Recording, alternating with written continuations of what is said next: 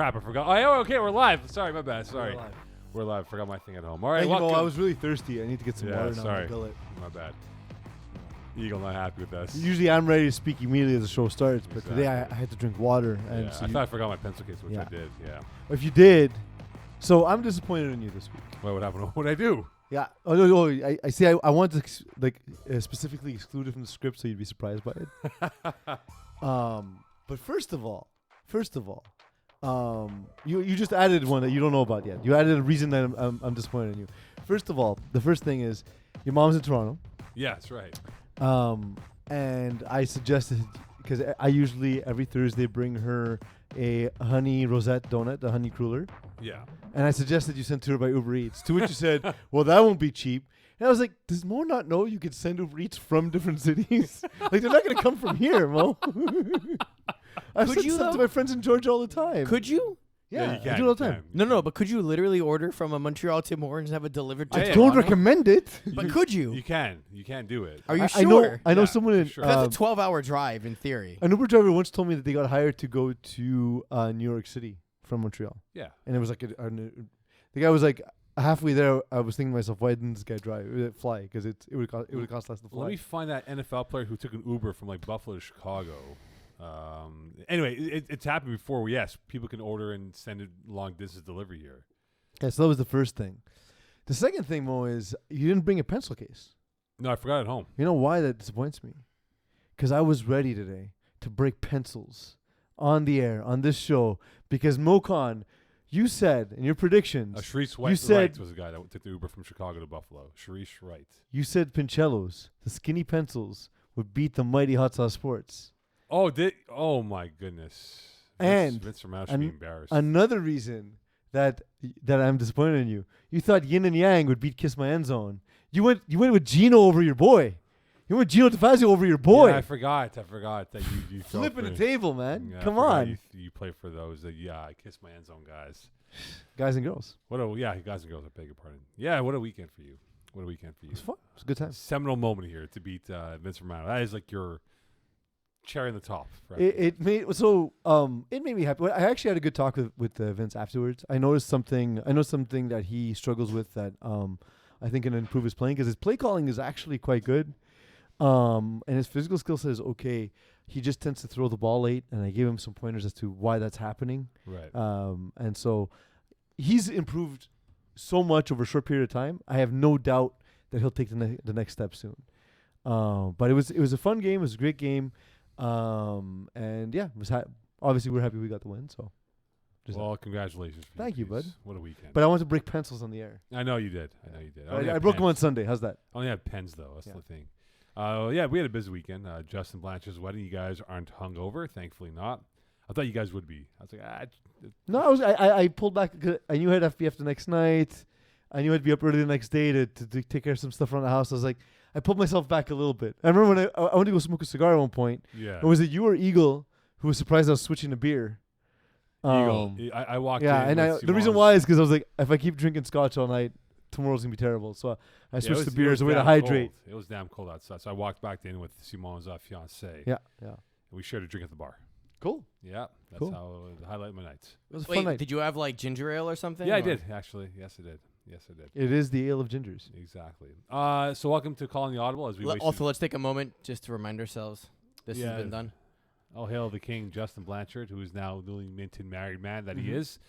For those Congrats. listening, it's a picture of Justin Blanchard, who's been crowned in Biggie fashion, because he was crowned during his ceremony. Yes, he was. What was his name? Jeffrey? Oh, his name? Justin Felix. Justin Edouard Felix. Yeah, there you go. Jeff Blanchard, everyone. So, yeah, we had a good time. And our next wedding will be Malbay. We have the clock down ready for Simone Dagenet's wedding, June 19th. Everyone's invited. Everyone's invited. Everyone's invited. 10:30 post. We'll put out on the FPF site. We'll put out the address. Yeah. We'll put a date, and I expect everyone to come along. Don't worry about bringing an envelope. Simo said there'll be plenty of food. Exactly. Like the travel is the envelope for you to come from here to Malbay. So If you see Simo, just say, thanks for inviting me, man. Yeah, please. Really sincerely, because he means it. He means Yeah. it. We are 221 days away, boys. All right, there we go, baby. That's just the right amount of days. That's perfect then. And in fact, we are only, I believe now, Eagle, from my mathematics, if I'm proven correct, we're 62 days away from the start of the spring of winter season 2022. It's funny that I know the date for Simon's wedding, but I don't know the date that we start winter. I actually need a date because someone sent me a message and I got to answer. Yeah, so. January 9th is when we start, the weekend of the 9th. January 9th? It's January something-y. Okay, anyway, the point is, winter registrations is now officially Also, open. yeah, that banner is very strange. Wow. Yeah, but look at Tom Cesare. Put it on the screen. I know, for it's us. pretty bad, actually. Yeah, he looks like, look at that. Blue Man Group. Why He why blued use- himself. But why use Tom Cesare as the central figure of that banner? I think it was just a picture that was chosen. Oh, man. Anyway, It's just so so happening. winter registration is now officially open. As you can see, if you go on the website, there's a big banner for the 2022. You click on it. You scroll down. You sign up. It gives you all the details of what dates we're going. Saturday, Sunday, Monday, Tuesday, Wednesday. Broadside, Lachine. We look at Loyola, West Island, Stade Hébert in St. Leonard, which is a popular Bay spot. Durfee. Bay Durfee as well. And you can see right there, it's listed for the times and dates, the caps for each division available. Including the flex cap for the Co-Ed 1, 35 plus, and Division 2. Exactly. Cap And system. it goes right down to 35 plus. And then the dates that we will start, which would be officially Saturday, January 8th. And then it would end March 20th for the regular season. And the road show would be April 8th and 9th, which I think is Masters weekend, if we can double check that. It always It is. always is. It always is. This is double check for Peasy's appetite. And See, you know we're how hard it 60 is? We're 60 days away from kickoff. so I was off by 2 days. You know how hard it is to bet blindly on golf? To live bet blindly on golf? It's terrible, man. Actually, I got good news for you. Give me. Actually, I don't have good news for you. Oh, no. I misread it. The Masters tournament. And the finals are 150 days away. So Right. only 150 days before I take a dump in Peace's bathroom. Can't wait. The Masters officially begins on, I thought it would end, but it begins on April 4th, and it goes till April 10th. Yeah. So those are the dates for the winter schedule coming up here. So please just inscribe your team and get that rolling. Rules committee is this week, which will have the rules hopefully unveiled. Technically next week, but yes. Yeah, all the coming- submissions are in. Thank you for the people who gave us Yes. rule suggestions. So we'll be reviewing those and publishing the updates to the rulebook. Right, and that will be unveiled in the coming weeks. So it's awfully imperative for those teams or people and captains who will be partaking in the winter 2022 to go check out the rules, because people forget and they're like, oh, when did this rule come about? It's been there for a while. You know, like the bat snap rule, Yeah. right? That rule changed where if it was a bat snap, plays Yeah. dead, It's been But- much better. right? And I was like, whoa, hey, what the bat snap? And then the guy scored a touchdown. No, the rule changed. When? Like 4 or 5 seasons ago? When? You know, so. Yeah. As long as you don't get that ridiculous rule with the you can't advance a ball after it's been touched by a Oh, defender. God. Yeah, that was bad. Ugh. That was the one year How both about of us this? weren't there. Don't be a trash defender and intercept the ball instead. You know? Yeah, well, anyway. Hopefully the rules will, the ones that have been nominated will be fun and will be passed forward to. I threw in some rules in there. Hopefully that will be passed. All right, let's dive into it as now the first round, or what do we call it, Eagle in Peeze? The first wave? It was the preliminary The round. prelims, the first wave of games. How about Unless you're Can in we not call it waves? yeah. Unless you're in co-ed or tier 1, because essentially there's no. Although why didn't the full schedule go up right away then for co-ed and tier 1 if there's Because no? that's how we second operate. Great round? question, Rob. I wish you would tell us. We operate like that FPF. We keep everyone on their edges here of, oh, what's going to happen with the schedule coming up? My wife is very curious about when I'm available this weekend. Some many wives and like husbands are intrigued by the angst that they have. Like, well, hold on here. Is my partner, are they not going to be available on the Sunday, on the Monday? Yeah, Mo. It's when you live with other people, that's a big deal. They I'm- need to I'm know what you're blessed. around. I'm blessed, man. Like, you know, I'm Yeah. okay for that. But anyway, so we're through the first round of games here, Peeze. So the 3 tiers plus the co-ed. What stood out for you from the first 4 games that we've witnessed for each tier? Was there a team that really stood out for you? Were you surprised by some teams and how they didn't maybe perform to expectations? I want to start with co-ed Okay. because it's my first season in co-ed, as I've mentioned on previous podcasts. Based on what the rules are for the quarterback cap, it appears it's though it might be my last season in co-ed. So hopefully I'll suck enough soon that I can play my way back into the fall cup co-ed or co-ed 2. I thought about it. Sorry to cut you off. I thought about it. Right? Maybe we should put like a carrot at the end of the rainbow. If you win, you get to have a roster exemption for a a cap. season, yeah. I know. But then again, the person who Wouldn't just it be won. the opposite of that, though? You just won, Yeah, I know. therefore you should be penalized and I not agree. rewarded for cheating. It's like saying, "Oh, congratulations, you won the Super Bowl. It just- Here's more cap for next year." Like, It, no. it just Well, I'm just saying, like a carrot. Anyway, go I'm ahead. sure I'm not the only person in this scenario that as my cap's going up, like in the men's division, it's fine. I'm finding myself in competition that I'm okay with, but when it comes to co-ed, I've had such a great experience, Mo. Right. I've had such a great experience, and I really enjoy the vibe. And it's really unfortunate that we haven't had enough teams to have 3 or 4 divisions, right? So we only have 2, and that's bound to happen if the pool of teams is so small. So I do recommend people give co-ed a shot. It's been one of my best playing experiences in FPF so far, and in terms of teams that I'm impressed by, it's hard not to go with Easy Fun. The Easy Fun, having played them, they're very difficult to manage given that, Charles-Olivier Lavigne, Jeremy White, and his ability to buy time is absolutely impossible to deal with. So those 2 guys are a huge advantage on that team. And then, of course, because of Jeremy White's ability to buy time when he's got the ball, he's able to buy time, and Véronique Baudouin or Maria Argyropoulos is able to get open, and a lot of it's due to Jeremy's ability and then their ability to find time and really work well with him and sort of ad-lib with him, which I find really impressive. And other than that, I found the best rusher in FPF, Mo, and she plays in co-ed. Marie-Lou Côté-Noël. If you haven't played against her, she's as fast as you can imagine. She takes great angles. She doesn't miss. And if you have time to get to your 3rd read, the ball needs to get out then. You can't buy time. And we saw, now, Yin Yang violated the cap, but she gave, so actually in that game, I think it was Kwesi Gordon Mall that rushed, but the fact that Yin and Yang have Kwesi Gordon Mall and this other person, this woman who's just a terror at the rush. It's really cool to see. It's really cool to see. I'll say this for Easy Fun. All 4 games, they've Mhm. won by at least 18+ points. So Yeah. the 5 place has been evaporated from there for any team. Well, minus the game that they won by forfeit. Exactly. Because that game Right. that game was a tie, if I'm not Right, mistaken. exactly. So, I mean, they probably are the favorites to win this division. And I haven't played against the Rock yet, but my guess would be that they're just based on the record, and there's only 2 teams that put up over 100 points. But the most impressive thing about Easy Fun is that they're almost at 150. Right. And then even more impressive is that they have only 31 points against, right? So that's hugely impressive. The Rock, they seem to be on the opposite end of that. They've allowed the second most amount of points.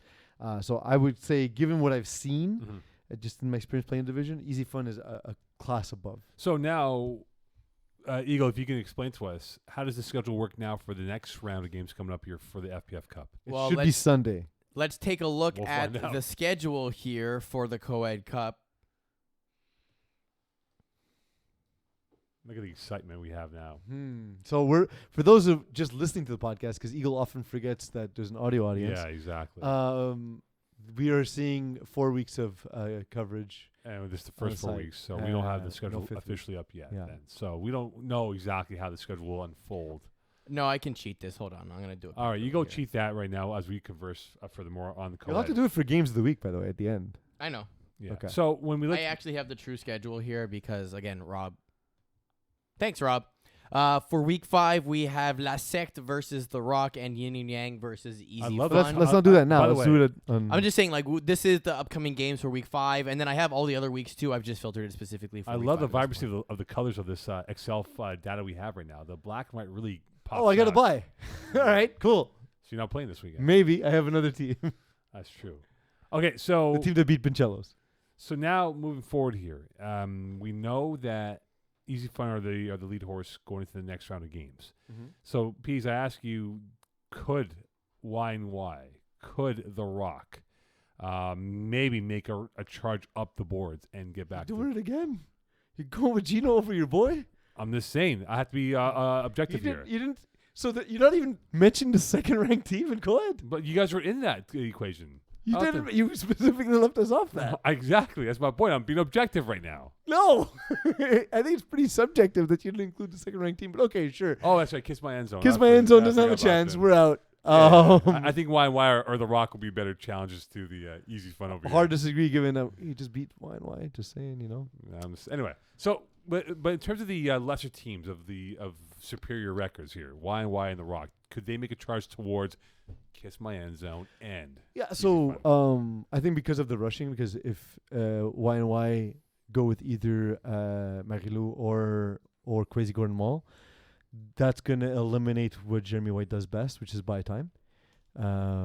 So, as good an athlete as Jeremy White is, those two are on a different plane of existence. So I think, given your question one, including Kiss My End Zone, who Right. I have an affinity for, I still put Yin and Yang as the greatest challenge, just because. Let's put it this way: I'm glad we have the second seed. I hope we keep it, so that way someone else has to beat Easy Fun for us on our way to the finals. Well, you'd hope so, right? Yeah. But like looking at tier 3 now, and the teams that surprised us so far or disappointed us in tier 3. I mean, I watched Save a Horse yesterday on Monday in Saint Laurent. They're legit good, man. So They're good. what I was telling Eagle is, because Eagle said, his first impression is that they're like a Div 3 team. I wouldn't say that. I'd say they have a talent, like raw talent. Sure, there is some inexperience that's going to come quickly for them because they are so talented. But to me, they're like, every once in a while you get like remember Game Changers Division 5? Yeah. They came in and they were dominant instantly. Yeah. That's what Save a Horse reminds me of. Sort of that old school age of FPF. They're getting by right now. With Anton Sakic. Yeah, Sakic. I know. Save a Horse is getting by largely on their athleticism and the fact that they beat Part of My Swag. But they crushed That's a big them. deal. It was here. I'll give you the layout for that game. So I score kept that game. In the first 5 minutes of that game, PMS ran 14 plays. It was 14-0 for Save a Horse. Yeah, they ran one offensive play and had 14 points. They had pick six. Our boy yesterday, Frankie Scalzo. Only one though. I mean, he needs two more to catch up to Terry Tam. Right, it was a good game for Scalzo, but like they're athletic. Their quarterback plays really good. They have a bit of a no regard edge to them, and I see this not in a demeaning way. I see this in a way that they're confident in their abilities, that they can lock up man to man, play a zone, whatever you want to throw at them from an offensive perspective. They can cover you and counter whatever you're going to throw at them. Yeah. So the big thing that the reason why I said I think they're closer to like a Div 3, Div 4 team is that in the lower divisions, there's a lot of, I'll call it like methodological offenses, right? Like your floods, your other things. They're really athletic, and so they can just play man and undercut everything and make up when they not but move. there are teams, like there's teams in Div 3, they won't be the most physically imposing team in Div 3, right? But these guys are physically imposing. I understand, but I'm saying I don't know if they're a Div 3 they are team. for Tier 3. I'm saying like raw talent, I agree with you that they are the caliber of athletes, but they're not going to just dominate by virtue of that. You know what I mean? Like, don't forget, this is not even the Part of My Swag that had Jordan McInnes or having Brad Evans throwing, right? So we know this is a flawed Part of My Swag. So while the win's impressive, don't get me wrong, it's not the same thing as dominating a team that should barely have fit in Division D in the wintertime. Yeah. And I think the other thing is Save a Horse's offense, like Kyle Daniel, what he does with the ball is he literally puts it in a spot that everything's a jump ball. He's got really good touch, though. And you can't touch it. Like, I'm jumping against guys where they are taller than I jump. So there's no way I'm going to catch a ball in the air where they're outreached for it, where it's not going to happen. And he's so got some good touch on his throws. Yeah, exactly. Yes. The balls are placed well, and all his guys basically run to the back of the end zone, and then it's just jump balls literally left to right. Like, if you want to play a lanes defense in the red zone, it's like, okay, hold the line and then work backwards. But then you can't play lanes. All his plays are exactly that. Just send 5 guys back of the end zone, put a ball up 8 feet in the air, and go get it. It's like NFL Blitz. Remember the old video game? Yeah, that's what they are. That's how they play football. I understand, but like a higher division defense won't continue playing lanes. No, how do you play it, man? How they're going to outjump you? Yeah, but depending on your athletes. But Eagle, depending who you got, you need every guy to be able to jump with every single other guy. Yeah, but that's what you get in the 3 and up. Even then, but defense Eagle of how it is, right? Yeah. We hope they come back from winter, which I think they are. what division do they go in? Are they automatic Div 3, or are we saying they're going to go Div 5 or Well, Div 4? They can go wherever they qualify with the ratings. But I would imagine the ratings will go up based on this season, I right? sure hope so, yeah. My Right. guess is they'll probably find themselves either In 5A 4. or Div 4, Yeah, 4B which or I think is 5A. fair. And look, I don't think they'll dominate Div 5 or like Div 5A or I Div think they'll be 4. competitive. I I think think they'll they'll be a good team in Div 5. They'll probably go 7-3 in I Div think they win 5. 6 for sure. Yeah. Yeah. And Div 4, I think they're probably a 5-5 team. So in this current context, though, right? Who from Tier 3 can compete with Save a Horse and beat this horsey team? I should do a horse noise every time they win, huh? They do? I should do one, though, for them. Do I have a horse noise, actually? I do have a horse noise. Do I have a horse noise? That was You can make a sex noise. It'll be more I apt can. to the team. But is there a name. team that you can say, well, no, I think I this have a this is a better squad than Save a Horse in I Tier have a 3? lion roar. That's like Eagle in bed, getting ready to go sleep. Not sleep. He's getting ready not to sleep. How's that? The West Yard for me are up there. I would have said part of my swag, but again, we saw now the limitations. Frankie Scalzo. We're gonna get this matchup for sure in the next round. They've been excellent all season long. Tyler Stern makes his return to FPF. We've been really impressed with what we've seen from him Right. so far. And the combination of Vincent Rizzolo, David Giroux, like they're an offense that's gonna move. They're gonna score. So it comes down to, can you make converts and can you get stops? But you know what? We always see it in lower divisions that there is some legit teams and a major drop off. Lockdown. Making the drop. Yeah, off. but excluding Did you guys lockdown. score a point? Nope. No, seriously. And I had to No, you scored 12 points. I mean, in first week, yeah. Yeah, so you're averaging 3 points a game. Woo! We don't have field goals in FPF. No. I will say this, though. There isn't a major drop off with the top 4 and the next 4 teams. Lionhearts, Yeah. I know PMS got cracked by Save a Horse, but I just think that this is not going to be easy running games for Save a Horse. What's your schedule, Eagle, for Save a Horse, please, if you can pop it up? Save a horse. Let's just go through Because this. I'm really fascinated by this team, and I really want to see this new team sort of develop, that Duke hatred, I guess, that people are going to say, hey, I want to play this team down the road. Giddy up. Yeah. You like the little giddy up? I do. I do like to giddy up. Little I do like to giddy giddy up up. over So save a horse. Let's see here. They're gonna have free agent squad. Okay, that's a tough team. Then they have 7th rounders. Then they have the West Yard in week 7. So they got 2 teams undefeated on their schedule. And then they have Killer Rays in week 8.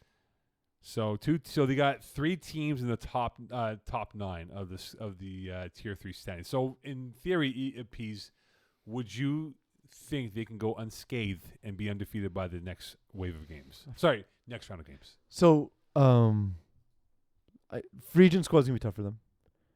Did you see are they playing against? 'Cause I have the Warriors page open now. They It's have on. West Yard in Yeah, week so they 7. have West Yard, and they okay. have, what was the other one? I just found it before, sorry.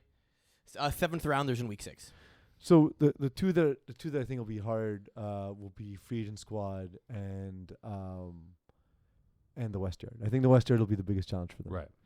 Warriors, you brought up a point. Warriors, if they do eventually face off, that they were not always known as Warriors. I can't think of their name was before, but Mitch Fergenbaum has been in the league before. He's also cut his teeth in MFL before that. Benji How do Ziegler. you cut your teeth? Painfully? Yeah. Eagle, that's a great question. Look Find it up, us where please. that expression comes from. Thank You you, gave Eagle. yourself work there. Yeah, Eagle. Thank you. Like, it is. We've worked together so long. They're like, this is the question Peeze wants to ask and just forgot. So, thank you, Eagle. Benji Ziegler is a monster, and Zach Ziegler is as good a snapper as there is in the lower division. So they're a great team too. I don't know if they have quite the firepower to keep up though. But I'd be interested to see that just because Mitch Fergenbaum is so good at scoring. And it's gonna be fascinating to see. I do have a question about the quarterback play coming up in a bit here. Tier 2, again, there is some good teams in Tier 2. Obviously for Arush, they're a bit upset because they end up in a tie. It's a metaphoric reference to when a baby's teeth first appear. They grow through the Oh. gums, often painfully, which means that they're cutting. Cutting their gums though. Yes. So in a sense, So from now on, Eagle, correct me every time I say cut your teeth. I mean cut your so gums. Trevor Lawrence is cutting his teeth. He's cutting his gums. Yeah, cutting his gums in the NFL. Okay, so Tier 2, this has been one of those polarizing divisions because When I think, hey, this team is about to pull away, they don't. Like Arush yesterday, they tied Mean Machine. Controversial ending, how that played out for them. More than happy. Why was it controversial? Because they had Mean Machine down to 4th down in a 4th and goal, and from the 5, crossing route by Ziegler, and you saw it, the DB, and that's Felix Menard. He hooked Ziegler's right arm. Both referees called it, right? And like, oh, bad call. Well, that wasn't one referee. It was both referees. One saw it from behind, the other one saw it from the Did front. the referee hip check anybody? No. So Thankfully not. better than That's the what's NFL. controversial about it. No, but then Mean Machine scored and tied the game up. Game was pretty much done. And they weren't happy about that because they thought they had the win in the back. But where's the controversy? Because they thought it was no penalty. But it was a penalty, and both referees called it. They said How they is ruined that a the game. controversy? The correct call was made. I know, but they Oh, wait, thought- how can you make such delicious pizza and also cry so much? That's really the question. That's true. But they were upset. They thought it was a controversy. They came to me. I go, guys, I just press buttons on this iPad. That's all I do. But they always look at me. These guys. Like, why look at me? Like, what am I going to do? Because you are the head scorekeeper and the face of the league. Yeah, what am I going to do? And All right, you're all also our on this referees- show talking about yeah. guys, I'm the eye in the sky. Okay, guys, we're going to redo this play again. In fact, we'll give you guys 10 more yards to work with. No, I can't do anything about it. But like Chuck of Thunder, unfortunately, did not get to play yesterday because Santar had to forfeit their game. So, in theory, I don't know who is the best team in Tier 2. We can say I'm going to it's- Chocolate Thunder. But Thunder, remember, they had a physical game against Arush, who they lost to in the first game. And I don't know if they're good, but I don't know if they had part 2, if they would have the same result as they did in the first week for Arush to beat them as they did, like literally beat them up. I think they would. We've seen Chocolate Thunder with Joe Cano at quarterback or one of you, whatever it is. The best version of this team is when Joe Cano's at quarterback, right? We've seen that throughout their history. Yeah. So because they're done skating to the cap and they're done dodging divisions, at least for this season, they put in their best roster. So to me, that gives them the best chance. Also, Ravens, I know that they have a loss and a tie, but the games they won pretty handily. They beat Tough Lungs, who you thought were the best team in division to start. I did, yes. They lost to Bruins, who have been a little up and down too, but generally, like, a convincing win against Tough Lungs, convincing win against Pincellos, a weird tie the first week, but they had a new roster the first week, right? Like it's not the same team that had the finals.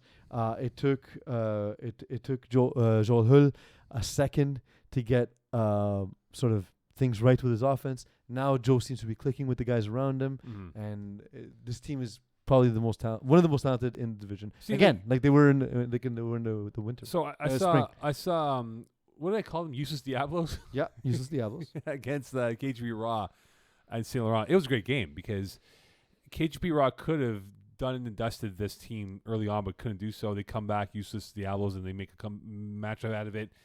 KGB Raw, I think, if they had a set roster, because that's the biggest problem. That's always been the problem. That's the biggest problem, is that they don't have a set roster that you can say they got 8 guys ready to go. They were waiting for guys literally before kickoff who came in the nick of time.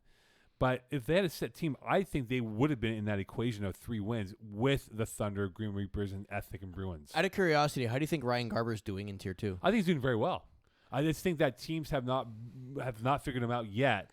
But look, it may not be pretty, but he gets the completions, and that's what matters most. So I coach Ryan Garber in Yes, Junior, you've mentioned that like 5 million times to us. but not everyone watches every episode, Mo.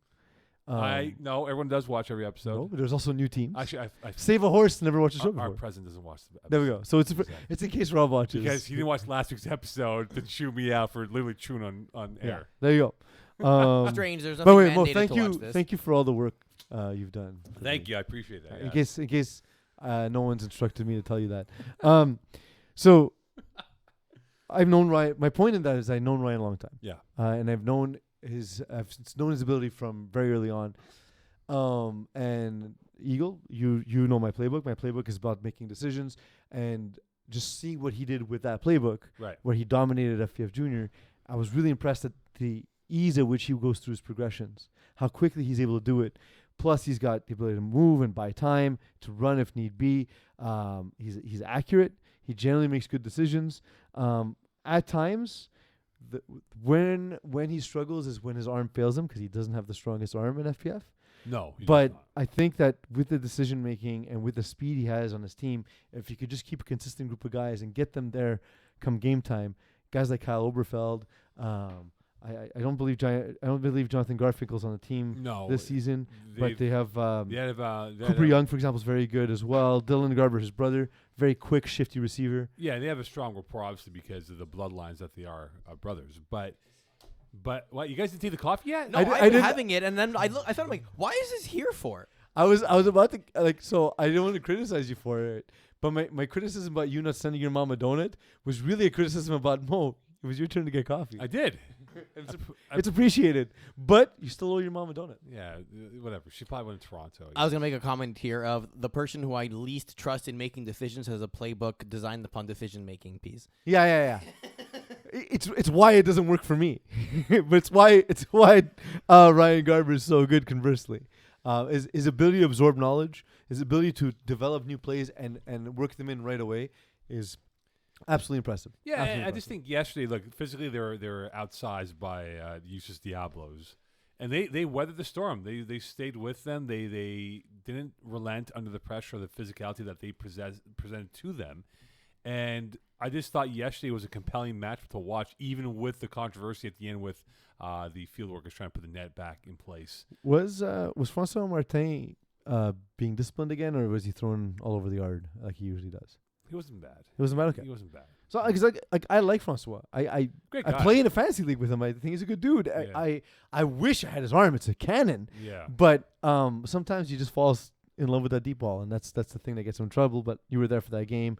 Happy to hear that wasn't the situation. Tier 1, quickly here, Pease. Anything that caught your attention in terms of the first 4 games? I mean, like we know Bless is the lead horse right now, but we expect that to change in the coming weeks here with what's going to happen with the schedule coming up. Why? Well, look, you never know. What's right? it based on? I've seen Arizona Medic play. They've underachieved. I think they're going to Hulk out at some point. Well, I was gonna say you're asking about the greatest impression. It's that Bless beat Arizona Smith twice. Well, hold on. Can he beat them 3 times? So Arizona Smith I was there for this game. Arizona Smith beat themselves for the most part. They got Stephen Harpersad to throw an interception in the red zone. That to me is what I thought to be the turning point, and then they couldn't do anything with it. Obviously, look, the defense is pretty stout. Justin Lerner, Marvin Steinberg, Will Power, these are all very rangy players, tall, fast, can cover a lot of territory. So, they didn't make it easy on them. Kevin Smuda, by the way, I don't even understand how he gets to position to make breaks on balls the way he does. Muda's he's at YMCA's Sunday basketball player, right? You look at him like, okay, whatever, and this guy just kills you. Yeah. That's what he just kills you. Like, if Kevin Smuda can dunk, I won't be surprised. No, wouldn't be surprised. I wouldn't be surprised either. I mean, you should be, because dunking is impressive, right, for Yeah. anybody. But, yeah, exactly. his athleticism never ceases to amaze me. He's like a bigger version of Steph Curry out there. I don't think he's bigger than Steph Curry. Like, Oh. Steph Curry is 6'3", 6'4"? Yeah, but I'm saying from the Okay. from the weight perspective, But you get my point, though. If you saw Sure. Steph Curry and Smoothie, you'd be like, well, okay, well, Kevin's a little bit bigger than Steph is, but Steph makes a little bit more money than Little Smoothie, bit. a little bit Little more bit. money than him. But I think now, look, when you look at KGP, ECW, Mangoose, could those 3 teams be a threat to the upper 3 of this division? I think KGP could. Well, we can have be. to say KGP now, right? Yeah, Back-to-back champions, even though we keep saying that they don't have a chance. they don't have a chance, and now they're going to win it again. And in the last field, Jean Smith was also there, and they were the front runners. Blessed was in a lower division, winning a championship. Yeah. KGP has to be the one. Look, they tied Blessed. They held Stephen Harper to 4 scores. That's a big deal. And you see how many scores to win a game, PZ? 5 scores to win a That's game. right. So we're off by 1. Yep. So I think easy W, and they had some bad luck. Last play losses to Blessed. Remember, they almost beat Blessed. Mm-hmm. So we could have looked at this and say Blessed could have been 2-1-1. East W could have been 2-2, maybe even 3-1, because remember they lost to KGP and Blessed on the Blessed, death. but Blessed, you can say, like, if anything, they'd be 3-0-1, no? Well, Or 3-1-0. Right, they could have If they lost this game. They could have easily been 3-1. Yeah. And we could be talking about Easy W as the best team in this division, or maybe Apocalypse being the number 1 seed, and Bless and KGP being struggling at this point here. But I think ECW is a team to watch out for, that they could make a run and maybe get themselves back into the picture of framing here of what they could be down the road. Yeah, I agree, Mo. Look, we keep doubting them. They keep appearing in the middle of the table in every division they're in, but they keep making it work. ECW and Mangoose, the thing that they're reputed for is lack of defense. They keep improving it and then moving up, and as they move up, they realize, yep, we got to keep working harder at our defense because it ain't working. Hasn't been working for them so far this season. Who's the best receiver in Tier 2 in your mind right now? There are a few guys. I've seen a few guys play in Tier 2, and I don't know if there is a dominant force in Tier 2 that you can say, yeah, this is the dog of the puppies in this division here when it comes to best receiver. The pair of Tim Horner and Nicky Papich is really impressive to me. In Tier 2, yeah. In Tier 2, yeah. Jocelyn Calix, we saw what he did in the finals in Div E.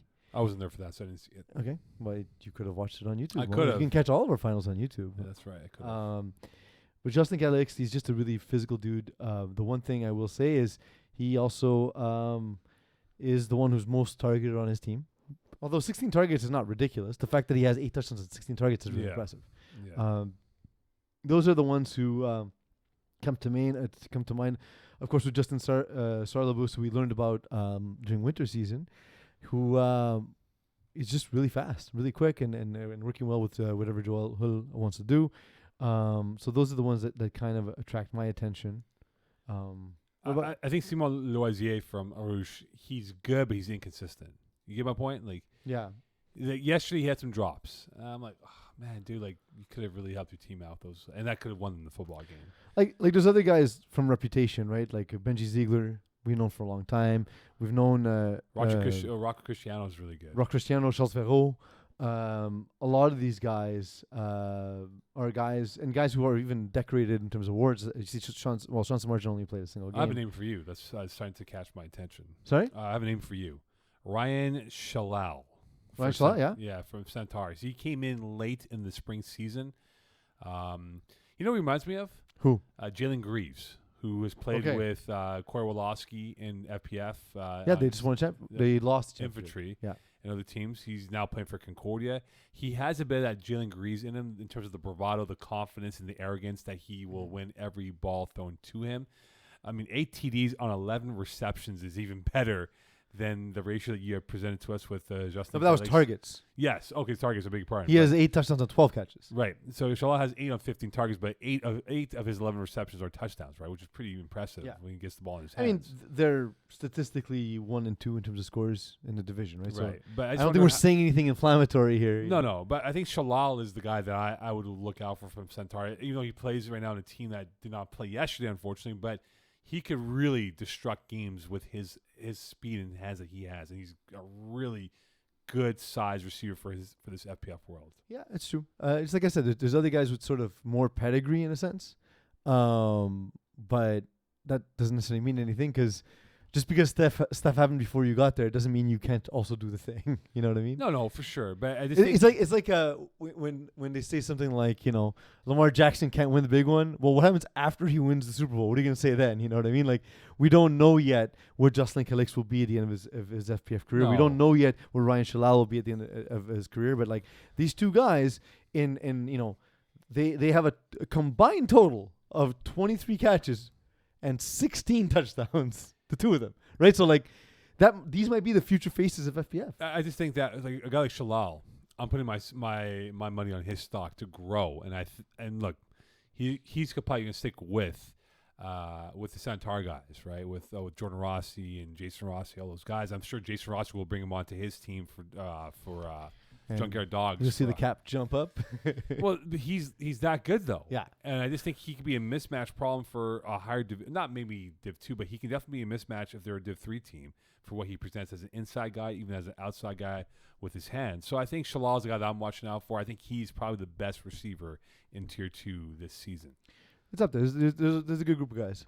It's a deep. It's not a tier that's lacking athleticism. Let's put it that way. No, but I just think that there's that growing sentiment that there isn't an alpha, but there's definitely guys who can be alphas in that group. But that's the thing is like, and again, you can go down this list like. It's surprising to me that Charles Verreau hasn't scored more, for example. You know what I mean? Like, that's a guy who I think can dominate a division. Justin Lerner, like, how do you make this list and not include Justin Lerner? You know what I mean? Like, there's so many names, and just because they're not having the impact, I don't think it speaks necessarily to their talent. No, for sure. Speaking of talent, so the future of the quarterback position, tier 3, I just put down some guys that caught my attention. We mentioned tier 3? 3 or 4 guys. Tier 3. No, but I'm saying tier 3. Okay. Tier 3, right? So we got Mitch. The internet's slow today, so I know. I'm trying to buy you time. Thank you. I can see with my left eye that you're trying to buy time. That's why I kind of drag out words with you.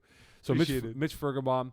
Thank you, Eagle. Mitch Fergenbaum, Emil Scaff, Kyle Daniel, or other. Is there a guy that you're circling on your pen or with your pen and paper that this is the guy that could be the breakout star for winter season from this FPF Cup fall we have right now? Mo, you know Marco Masiotra? Yes, I do, and congrats to him on the great news of he's having a girl, baby girl. Not him, but his wife. He's hopefully as involved as we expect him to be. Yes. The reason I bring it up is when I started playing FPF, he was quarterback for Clockwork in Division D. Yeah. Right? This is, of course, pre-cap era, but he was still learning the position. Right. In his career in FPF, which, if not ended, is on hiatus, I believe he has about a 5-to-1 touchdown interception ratio. I think it's ending soon. He hasn't played in a while. He hasn't played in a long time. If it hasn't ended, you're right. It likely will end soon. 3-to-1 is sort of like what I consider like to be competitive in a division. You need to be at least 3-to-1. If you have 5-to-1, that's sort of where I started drawing the line of like, oh, you're elite in this division. Guys I've played with, like Fred Morissette, for example, on a 7-to-1 career touchdown interception ratio. I think Kevin Wyeth is like 10-to-1. Of course, that's a whole other standard. But I'm saying like, would you agree that 5-to-1 means you're in the running for quarterback of the year? Yeah, you are essentially throwing 50 touchdowns and 10 interceptions, 10 INTs per year, which results in 300 points for your team, which should be enough to win probably 7 games. Yeah, at least. Yes. And probably get you some hardware, right? Yeah. All-star and probably quarterback, maybe, and yeah. at least a chance at quarterback of the year. Yes, exactly. So Mitch Fergenbaum, he's exactly there. Of course, Mitch also adds some stuff running. For some reason, we're having difficulty with some of the stats, but it does show that he does have a rushing touchdown as well. So he's above 5-to-1. Milscaff 9-to-1, but hasn't scored quite as many times. And Kyle Daniel, of course, 9-to-1 as well. So those are the ones that first catch my eye. Although I did watch Tyler Vandersweep a little bit this week, and I had to run because I had to get ready for my own game. But I went out of my way to catch a bit of that game. They took on a free agent squad, which was a fun game, right? Yeah. That's a game. It ended 32-30, and I was impressed by his overall skill set, his overall arm talent, his ability to place balls on the sideline, his ability to stretch the field if he needs to. If I'm not mistaken, they scored they scored in the first play of the game. It was a 40-yard pass. And the ball went to Curtis Ryan, who would eventually score 3 touchdowns in that game. All this to say, he's not there yet, but from pure arm talent, he has elite arm talent. It's it kind of who was that quarterback for the team we always thought? Ryan Caruth, right? Oh yes, the cannon. He right now is kind of like Ryan Caruth, where he looks the part, and he just needs to take that little bit of small step when it comes to reading defenses, learning how to manage a game, be a little bit more patient. And to me, he'll be on that. He'll be on that list of quarterbacks as well. Yeah, I think Fergenbaum. I think the ceiling is really high for him. I think he can definitely make some noise. I'm like, again, because I saw him yesterday is one time, but seeing Kyle Daniel really has intrigued my palate of what he can be. He's not going to get away with what he's doing. So I know Eagle's point is that it's indefensible. I can assure you, as you move up in FPF, it's not indefensible.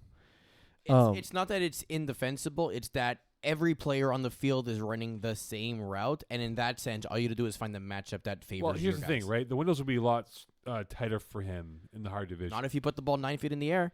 But if the defenders, the window. But again, if we talked about blessed, right? If the defenders are guys like Will Power, Justin Lerner, Steinberg, like these are all guys who win balls in the air. Kevin Smuda, Isaiah Allard, go win a jump ball. They're gonna get beat once. So hold on, but that's what I'm saying. Like, but where they're going to struggle is right now they're winning by being the most physically dominant team, and I think the next step for Milscaf, and it's not a criticism. So if it sounds that way, I apologize. It's analysis that he's going to need to develop more in the playbook. Okay, so here's a bet for you guys. Let's do a bet between Eagle and Peeze. Okay. Because we anticipate they and Save a Horse will be in the winter season. We hope they are. So whatever division they're in, the bet between you two guys is what? Are we looking at wins? Is that what we're looking at here? I mean, I don't know what, what division they're going to be in, so it's hard Okay, to so predict. we're going to go blindly here.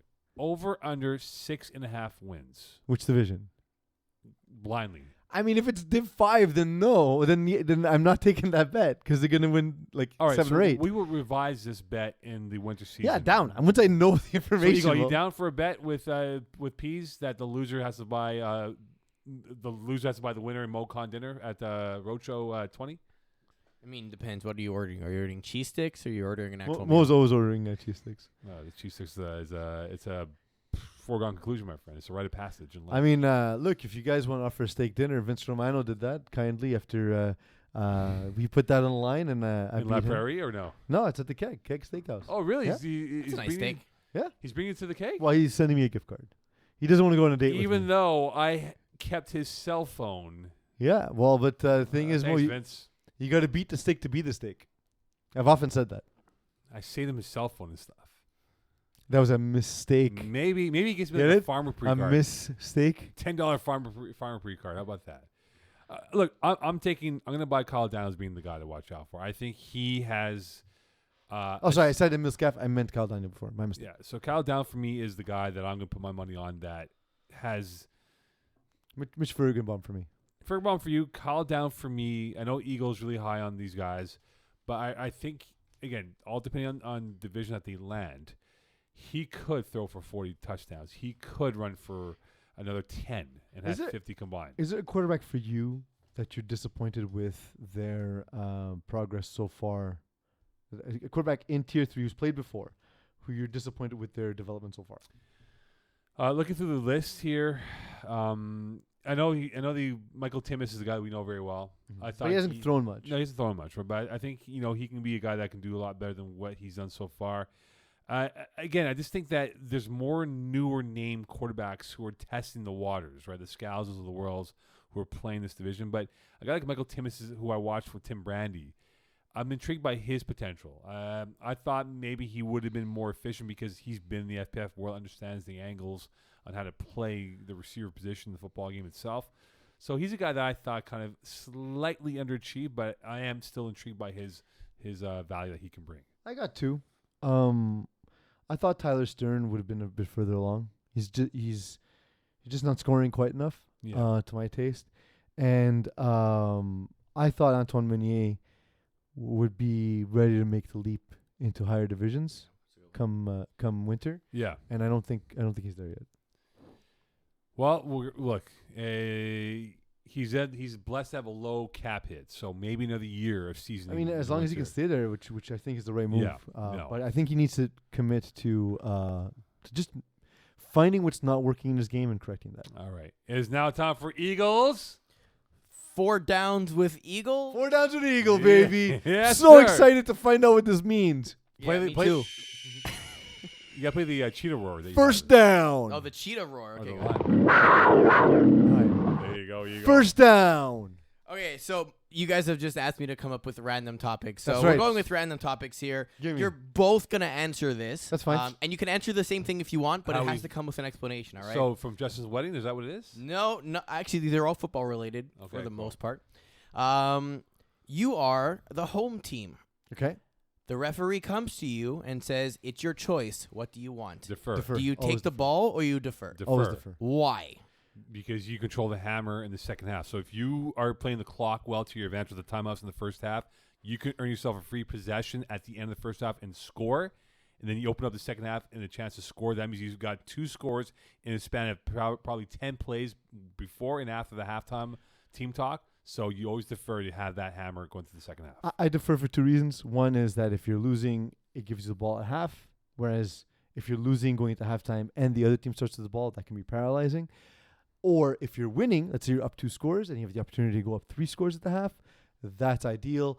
There is one circumstance where I will take the ball, and that's if the other team has less than 6 players. Yeah, you want to squeeze them. Because I want to put points on immediately Yeah. in case someone's going to show up soon. Yeah, So if I can put 2 scores up before your 6 players, I'll do that. exactly. All right. Mo kind of alluded to it, but would Just you as rather save your timeouts for the second half, or if you can squeeze more plays off in the first, do you do that a la Division 1 Kevin Wyeth and Joe Meyer guys? So there's two philosophies. Division 1, Division 2 will always max their timeouts, usually in the first half, because they, again, goes back to that point of having the hammer in the second half if you defer. But I see more often in the lower divisions because they operate like an NFL team. They always ask the referee, how much time left? Timeout, because they're trailing. So it's a bit different in terms of the division level of what they do, because I think, look, Div 1, 2, and 3 can score within 2, if not 3 plays. Div 4 and beyond, a little bit longer, maybe 4 or 5 plays. So that's why I think timeouts are more essential. But and imperative to me, in lower that's divisions. more the point. Like, if you can give yourself 7 plays at the end of the half, you have to take it in the first half. So first of all, I think you brought it up initially was the Kevin Wyeth, Joe Meyer, even Simone Dagenet brought this up to me. He says, "Do you ever call your timeouts in the first half?" I said no. And he says, "Well, what if you know you need them in the first half, but you don't know if you'll need them or not in the second half?" So I thought about that, and I actually called it. I did that in co-ed, in our first game against ECW or Easy Fun. Didn't work out, obviously, but Right.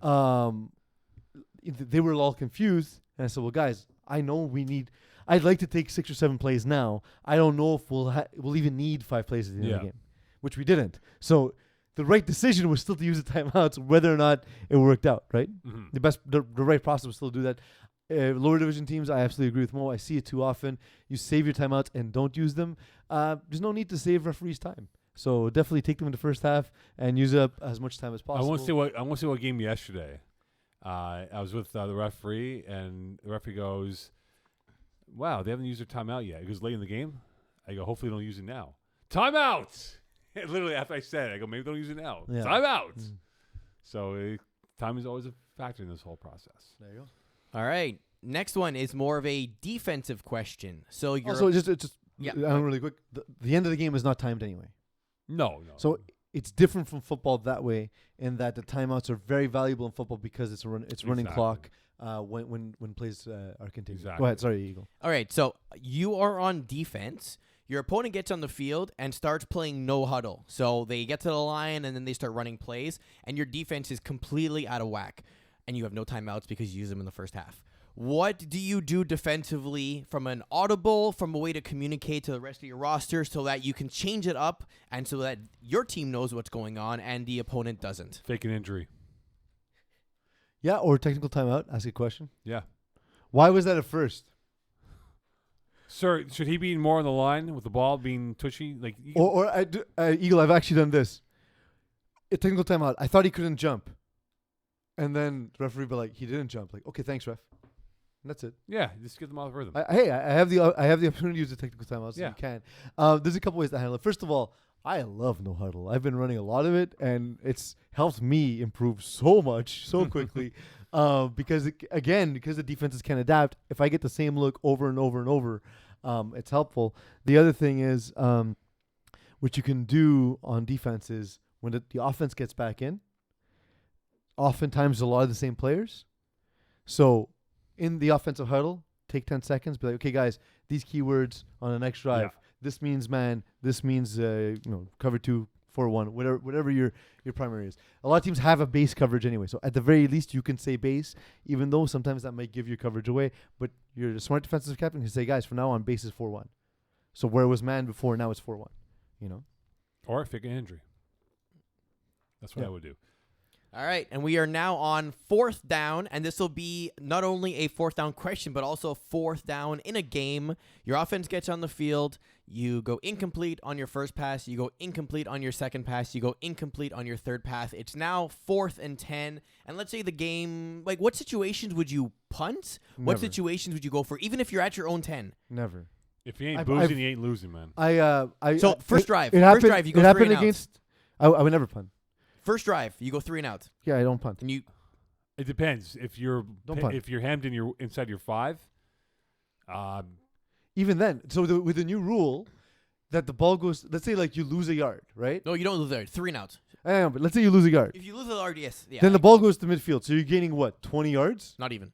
It's not worth 11 it. yards if you lose 1 yard, let's say about. Yeah, Yeah, give or so take. About 15, no? It's not worth it to punt. Now, the other thing is I consider FPF a 4-down game. The only times I've punted in recent years is the end of the half when I have 1 play left. I'll just punt it. Yeah. Or I punt it to the other. If there's 2 plays left in the game, not even 2 plays. 2 plays, I just call it. There's not a reason. There's not a reason to punt. Unless it's in you don't gain enough. And here's the thing, especially early in the game, Eagle, I disagree more because if you give up the ball in 10, the other team scores quickly, you have more time to operate. The other team's going to score. It's flag football. You're not going to shut teams down. So you need to focus on getting as many points as possible. You don't do that by punting. Yeah, but I would make a counter argument here of if your offense is designed to methodologically drive the field and you're playing the clock game and possessions, then why would you want to give the other team faster possessions, right? Slow the game down and turn it into a one-score game. You should have plays designed for disaster crisis. I agree with you. Where is the first drive a disaster crisis? Absolutely. Well, I think, look, we know in the higher divisions, they're never going to punt. It's sort of like a scar if you do punt. Like, it's embarrassing almost, right? But when you get to lower divisions, like 5, 6. No, don't punt. But Have a play. But they do punt, though. I know. It's a waste. You know? I look at the ball was punted to me in co-ed. I was like, and it gave me the ball at half field. I was like, okay. Like, I'll take 20 yards to score, no problem. Thank you. I mean, you're screwing with my yards per game. But, you know. All right, a bonus one. Let's say there was a false start on this last play or, here. Or if an unnamed referee was there and gave the team 5 downs. That's happened. Or a referee saying you got to play the plays out even though you've won the game. There you go. And I had to stop the game and say, no, game is a wrap. Get off the field, please. So last question for you here. A teammate is decided to be generous and is going to be bringing everyone some hydration for the game. What brand? I brought coffees, man. What? I brought coffees. So you brought us dehydration. Yeah. Yeah, you brought dehydration. Yeah. What color and what brand are you asking for of what liquid? Can I go tap water clear? You may. Yeah, Okay. water for me. I go tap water clear. If it's a bag of Gatorade, I like all the citrusy, like lemon, lime, whatever. I like BioSteel. I really got into BioSteel. Check it out. It's a pretty good BioSteel. Okay. Yeah, the sugars are very minimal. It actually has a better taste. Does it turn me into steel? No, it does not. I'm not interested. But I actually like BioSteel. I've had a couple of their flavors. Not Does bad. it turn me into biology? No, it does not. Not interested. No. Canadian brand. Support Canadian. Does it take away my biology? No. Support Well, local, that's though. positive. Support Positive. local. Bonus question. Mo, can you Oh. play golf? No, but I will have to learn in 9 months. I was going to say, I have yeah. 220 days, no? You have 220 days, yes. They have bars with like indoor screens you can practice. and Yeah, stuff. I might be relegated to the wives section of the event and be hanging out the wives all weekend. My wife long. will destroy you on the links. No, but I'm saying that, you know, for those I think mine would too, actually. And she's never Hold swung on, a are club all in the her wives life. playing golf or no? I think my wife might we'll play see. one time. I'll play it 4 How or many 5. rounds are you playing? 4 or 5, as much as I can get in. I'll play like one. I have the excuse. It's Simo's wedding. I gotta go. I gotta I'll play. be in the sunscreen, though. I'll do one. I actually went to Wikipedia I'll today. play at least Thursday and Friday. I went to Wikipedia for Malbay, looked up, you know, what's going on there. There isn't much going on in that town. I mean, there's going to be a Club Med. There actually is going to be a Club Med. Really? where? In Malbay? Yeah. When? When they build it, obviously, but When's they've it being announced it. built? If you build it, they'll come. Look it up, Eagle, please. And we'll get to picks of the week coming up here. You give him something to do at the same I time that know. he has to get the games of the week. Club Med, Quebec Charlevoix. Yes, it's there. Awesome. Is it there now? It is now there. So are we going to Club Med It to just opened camp recently, yes. out? Are we camping out at Club Med? I mean, we I'm could. down. All right, we'll figure it out. Joe Morghese. I always think of Morghese. When I think of him as a hot Merguez dog. sausage? Yeah, I think of him as a hot Alright. dog sausage. Anyway, I've actually never tasted it. you know what? Merguez sausage? It's good. It's good. We used to Yeah, have I it. hear Very tasted it. spicy. I've tasted like variations from different cultures, but not Yeah. not specifically Merguez. Yeah, it's very good. Very spicy when I used to eat Nice. meats. I love spicy. All right. It is now time for... Games of the week. That was the strangest non sequitur that you've ever had to buy Eagle Time. I know. It was so good. I was ready with it too. I was more like, no, what but am I it supposed to doesn't do with matter. this? Mo was just being a good teammate, whether Yeah. you need it or not. He still gave me the extra pass. The Morghese. He Joe made Morghese. the extra pass. Exactly. flustered. He's flustered. All right, so we're gonna go with games of the week. Normally, I would use the website for this, but they are not on the website, so we're gonna have to do classic old I school love style the here. color combination that we have here, man. Oh my God, it's What color would you flamboyant. like to see? It's flamboyant, my friend. I mean, here, okay. Look at the flare in this. Better. All right, let's go. All right, so we're gonna go week 5. Well, you said you wanted color, so now you get color. We're Never gonna go said week that. 5, and let's go tier 1, so we can start with those. We have Easy W versus Urgence Medic. UM, For me. We have KGP versus The Apocalypse. KGP. I'm gonna go KGP. And we have Mangoose versus Blessed. Blessed. Blessed for me as well. Okay, tier 2. Bruins versus Team Ethnic. Bruins. Team Ethnic. Grim Reapers, Ravens. Ravens. Ravens. Mean Machine, Centaur. Me Machine. Santar. Glow Gang, Hot Sauce Sports. Hot Sauce Sports by 50. Go with hot sauce. I can't pick it, of course. And in a double header, Hot Sauce Sports, KGP Raw. KGP Raw. I can't pick it. Hot Sauce Sports by 50. Tough Lungs, Arush. Man, I'm gonna go with Tough Lungs. I'm gonna go with Arush. Los Siete Amigos, Pinchellos. Pinchellos. I'm gonna go with Pichellos as well. And Unexpected Diablos, Chocolate Thunder. Are you going useless? Yeah, I'm going Thunder. I'm going Thunder as well. All right, Useless tier Diablo. 3. The West Yard, Pardon My Swag. PMS. I'm gonna go with the West Yard. Lionhearts, The Penetrators. Penetrators. I like Penetrators, man. They came out that Sunderland Laval. They're good. Good team. Good group of guys. Yeah. Lockdown, Tim Brandy. Have we seen your new quarterback yet? New quarterback was in last Oh, week. I saw him play. And? Tim Brandy it is. Tim Brandy. Based on most reaction. The Stormers, Trailer Park Boys. I'm gonna go with Stormers. The Trailer Park Boys. They gotta do something. They gotta change Stormers. something. Yeah, Stormers. Save a Horse, Free Agent Squad. It's a good game, man. Yeah. Where's this game being played at? This game is Lachine at 8. Sunday, On right? Sunday. I'm gonna go Save a Horse. Save a Horse as well. Post Malone's Knights, 2 Inches Gang. Post Malone's Knights. Yeah, Post Malone. Fighting Cones, Demons. Demons. Gonna go with Demons. Toon Squad, Save the Turtles. Turf Turtles. Turtles. Killer Rays, 7th Rounders. 7th rounders. So I'm gonna go with Killer Race.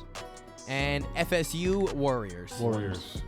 And lastly, our 2 games in co-ed. We have La Secte versus The Rock. I haven't seen The Rock play. Lesec struggled, but I think this is a team that I'm going the Rock. I'm going La Secte. I'm gonna go with Lesec also. I think this is a team that's about their par. And Yin and Yang versus Easy Fun. Easy fun. Easy fun, easy win. And that's going to be it, guys. Hopefully, by the time this airs, the schedule will be up on the website, so everyone else has access to it. The Wednesday games have already been posted, so hopefully you saw that you have a game tonight for the teams that are playing on Wednesday. You've been emailed, or the captions have been emailed. If you haven't, please, please, please go check, just in case you happen to have a game. Well, if not, we'll give you Rob Campana's number and you give him a call. Direct line. to his Also, house. make sure you come to Simone Dagenet's wedding. Everyone's invited again. Open bar, tons of food. Don't bring any money. Yeah, your travel is the money. That's the investment that you're paying. So Also, Such a nice if you're interested in going with Mo, we're looking for a +1. +1, yes. Yep. Yes, we are looking for. So a we +1. are taking applications. Feel free to reach out to him on Twitter, on Instagram, on Facebook, Grindr. Messenger, by text. You can reach out to me. I'll give you his number. Tinder, Uh, wherever your dating profile. Call the TSN 690 Plenty of headquarters fish. and ask for Yeah. him. Yeah, we can do that. Cavaliers will also take calls for you. Yeah, we McGill got- will take calls for you. We got a whole bunch, man. Whole bunch. All right, congrats, Justin Blanchard. Thanks a lot for the wedding. It was a blast to be there with the guys. Felt nice to be out and about. And our next one is in how many days? 220 days, boys. 220. We'll put the clock up for Malbay. Can't wait for that. Magic words, please, Peeze. A video showing how many times he was open? I'm not going to say it. But good night, Baker Mayfield. Was my wife